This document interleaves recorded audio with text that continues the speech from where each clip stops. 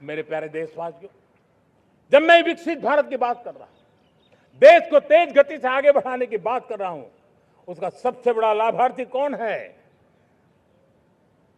इन सारे प्रयासों का सबसे बड़ा साधक कौन है?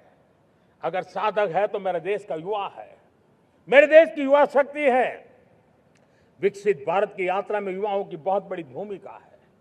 इतना ही नहीं, विकसित भारत का सबसे बड़ा लाभार्थी भी मेरे देश का युवा है और इसलिए हमें विकसित भारत के लक्ष्य को युवाओं के साथ जोड़ करके आगे बढ़ाना है। युवाओं हमारी सर्वोच्च प्राथमिकता के साथ हमें आगे बढ़ना है। साथियों, पिछले 10-12 साल में उस दिशा में बहुत कुछ हुआ है। स्टार्टअप इंडिया अभियान, आज पूरे देश में 2.5 लाख से ज्यादा रजिस्टर्ड स्टार्टअप बन गए। देश के नौजवान खुद तो काम कर रहे हैं, अनेकों को रोजगार दे रहे हैं। 1 लाख करोड़ रुपया इनोवेशन फंड भारत सरकार ने घोषित किया है। मैं देश को, नौजवानों को कहना चाहता हूं, आप अपने सपनों को लेकर के आइए, संसाधनों की कमी नहीं रहने देंगे। 1 लाख करोड़ रुपया आपके दिल दिमाग को सामर्थ्य देने का एक व्यवस्था हमने कर दी है। रिसर्च के नए अवसर मिले, डिजिटल इंडिया के नए सस्ते डेटा, ये युवाओं को सशक्त किया। दुनिया में सस्ता डेटा कहीं है तो भारत की धरती पर है और देश के नौजवानों को नई ताकत दी है। स्किल इंडिया हमने नेशनल प्रोग्राम बनाया है। स्पेस सेक्टर को हमने ओपन कर दिया। नेशनल ड्रोन पॉलिसी हमने बनाई है। खेलो इंडिया पॉलिसी बनाई है। 35 वर्षों तक एजुकेशन पॉलिसी नहीं थी, नई एजुकेशन पॉलिसी लेकर के आए हैं और इसका फायदा मिडिल क्लास के परिवारों को हुआ है। साथियों, 2004 से 14 आंकड़ा मुझे देना चाहिए आपको। 2004 से 14 हमारे देश में 350 से भी कम यूनिवर्सिटी थी और आज 10-12 साल के भीतर भीतर करीब 650 नई यूनिवर्सिटी जुड़ चुकी है। करीब 1000 का आंकड़ा हम पहुंच रहे हैं। 2014 के पहले मेडिकल की सिर्फ 400 सीटें हुआ करती थी, आज करीब 850 सीटें मेडिकल की हो रही है। इतना ही नहीं, अब विदेशी यूनिवर्सिटी भी भारत की धरती पर आ रही है। भारत के अंदर विदेशी यूनिवर्सिटी की डिग्री मेरे नौजवान को मिले, इसका प्रबंध भी हो चुका है। हमारे देश के युवा मन बचपन से ही टेक्नोलॉजी की तरफ आकर्षित हो, उस दिशा में हम काम कर रहे हैं और इसलिए हमने करीब 10,000 से अधिक अटल टिंकरिंग लैब छोटे छोटे बच्चों के हवाले कर दी है ताकि उनका इनोवेशन और टेक्नोलॉजी के अंदर उनका मन बने। 12 वर्ष युवा, हमने अनेक रास्ते खोले। हम स्टार्टअप ओपन कर दिया। आपने देखा होगा, भारत के प्राइवेट स्टार्टअप 28 साल की एवरेज उम्र के बच्चों ने, नौजवानों ने दुनिया में पहले ही ट्रायल में अपना सैटेलाइट लॉन्च कर दिया और रॉकेट लॉन्च कर दिया। उन्होंने बहुत बड़ा काम कर दिया साथियों। आज करीब 2.5 लाख से ज्यादा रजिस्टर्ड स्टार्टअप है। हमने पिछले दिनों एआई इंपैक्ट समिट किया था। एआई का विस्तार बहुत तेजी से बढ़ रहा है। लाल किले से मैं देश के नौजवानों के लिए घोषणा करना चाहता हूं। हमने तय किया है कि आने वाले 1 वर्ष में 1 करोड़ युवाओं को एआई स्किल के लिए ट्रेनिंग देने का हम काम करेंगे ताकि हमारा देश का नौजवान एआई की दुनिया में भी नेतृत्व करने का सामर्थ्य। मेरे साथियों,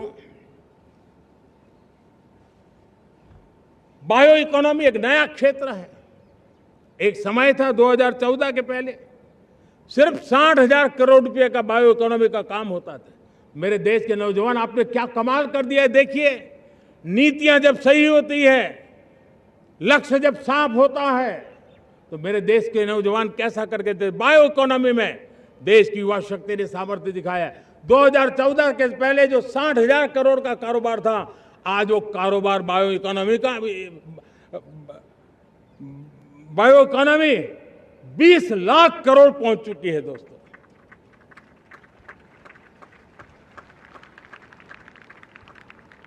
दो 2009-10 का कालखंड था, सिर्फ 25 लाख इलेक्ट्रिक व्हीकल हमारे देश में बिके थे। 1.5 लाख इलेक्ट्रिक व्हीकल बिके थे 2009-10 में। 1.5 लाख इलेक्ट्रिक व्हीकल। इस 25-26 में 25 लाख इलेक्ट्रिक व्हीकल बिके हैं। मेरे प्यारे देशवासियों, एविएशन सेक्टर भी मेरे नौजवानों के लिए बहुत तेजी से आगे बढ़ रहा है। नए एयरपोर्ट, नए रूट, नए नए रोजगार के अवसर बना रहे हैं। मेंटेनेंस, ओवरहॉलिंग, इसके भी कारण देश में बहुत बड़ी मात्रा में स्किल मैन पावर को काम मिल रहा है। मेड इन इंडिया हवाई जहाज बनाने की दिशा में हमने सफलता पाई है। Made in India defence transport aircraft C295 already अपनी उड़ान भर चुका है, सफल उड़ान भर चुका है। ये देश के नौजवानों के लिए, मेरे साथियों, ड्रोन ने भी बहुत बड़ा काम किया है। स्वामित्व योजना, गांव में ड्रोन से स्वामित्व योजना सफल हो रही है। करीब 3.25 करोड़ परिवारों को स्वामित्व योजना का लाभ मिला है और इसके कारण 140 लाख करोड़ रुपए जैसी संपत्ति अनलॉक हुई है, जिसके कारण बैंक से लोन मिल सकता है, लोग अपना कारोबार कर सकते हैं। मेरे प्यारे देशवासियों, हमारे मध्यम वर्गीय परिवारों के सामने एक बहुत बड़ा बोझ बन चुका है कोचिंग क्लासेस की स्पर्धा। हर माँ बाप को लग रहा है कि कोचिंग क्लास में बच्चे को नहीं भेजा तो हम प्रतिष्ठित परिवार नहीं है। इन गरीब और मिडिल क्लास परिवारों की हम चिंता करते हुए हजारों करोड़ रुपए का उनका खर्च है वो भी बचे, बेटे भी अपने आसपास रह सके, उनकी देखभाल हो सके, परिवार पर आर्थिक बोझ न आए। और इसलिए हमने युवाओं के लिए विभिन्न परीक्षाओं की फ्री ऑनलाइन कोचिंग हमने करने का निर्णय किया है। डिजिटल पब्लिक इंफ्रास्ट्रक्चर है, हमारे पास उत्तम टैलेंट है, टीचर्स हैं, उन संसाधनों को जोड़ करके हम देश के नौजवानों को फ्री कोचिंग देने का एक पूरा नेटवर्क हम खड़ा करने वाले हैं। मेरे प्यारे देशवासियों, मैं हमेशा कहता आया हूं, जो खेले वो खिले। जब मैं खेले वो खिले की बात कर रहा हूं, तब मेरे प्यारे देशवासियों, आज भारत खेल की दुनिया में अपनी जगह बना रहा है। अब खेल के पोडियम में भारत का राष्ट्रगीत सुनाई देता है, भारत का राष्ट्रगान सुनाई देता है, भारत का तिरंगा झंडा लहराता दिखाई नजर आ रहा है। टॉप्स योजना ने बहुत बड़ी सफलता पाई है। खेलो India games, university games, winter games, beach games, sports infrastructure, sports के लिए कोचिंग, स्पोर्ट्स मेडिसिन, स्पोर्ट्स के लिए न्यूट्रिशन, इन सारे विषयों में भारत अब महारत करने की दिशा में आगे बढ़ रहा है। नौजवानों के लिए पूरा नया क्षेत्र, खिलाड़ी न बन सके तो उसकी सपोर्ट सिस्टम में भी बहुत बड़ा क्षेत्र खुल रहा है। स्पोर्ट्स की दुनिया में भारत का प्रदर्शन बेहतर होता रहा है और हम 2036 में ओलंपिक के मजबूत दावेदार बनकर के आगे बढ़ रहे हैं और 2030 में कॉमनवेल्थ गेम्स को भारत होस्ट करने वाला है। और मेरे साथियों, दुनिया में जो ओलंपिक की खेल होते हैं, करीब 40 प्रकार के गेम होते हैं और करीब 350 साढ़े 350 स्पर्धाएं होती हैं ओलंपिक में। और आपको जानकर के दुख होगा मेरे देशवासियों, मेरे नौजवानों, मैं आपको चुनौती देता हूं, मैं आह्वान करता हूं, मैं आपकी मदद चाहता हूं। 350 जितने स्पर्धाओं में भारत 2/3 खेलों में कहीं होता ही नहीं, हमारी मौजूदगी नहीं होती, हम क्वालिफाई नहीं होते हैं। हमने तय किया है कि 2036 में जो ओलंपिक होगा, हम चाहते हैं कि वो भारत में हो, लेकिन 2036 में जिन विधाओं में आज भारत खेलता नहीं है, जिन विधाओं में भारत क्वालिफाई नहीं करता है, जिन स्पर्धाओं में भारत ने छोड़ के रखा है, 3/4 हिस्सा हमारे इंतजार कर रहा है।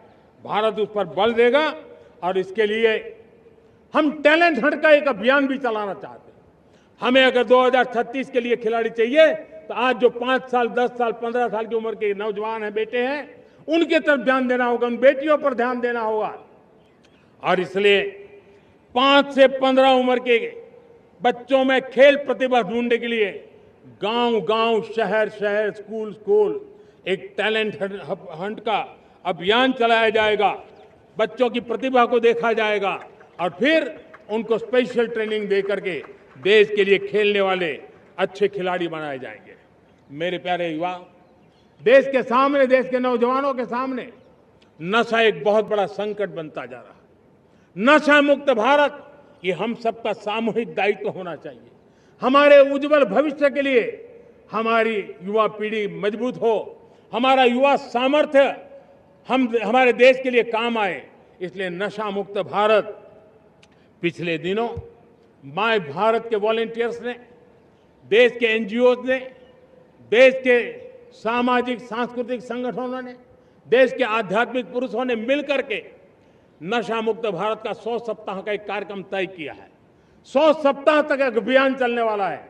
मैं हर परिवार को कहना चाहता हूं कि आप भी इस अभियान का हिस्सा बने, आप इसके साथ जुड़िए और देश के नशा मुक्त भारत के सपने को पूरा करने के लिए आप आगे आइए।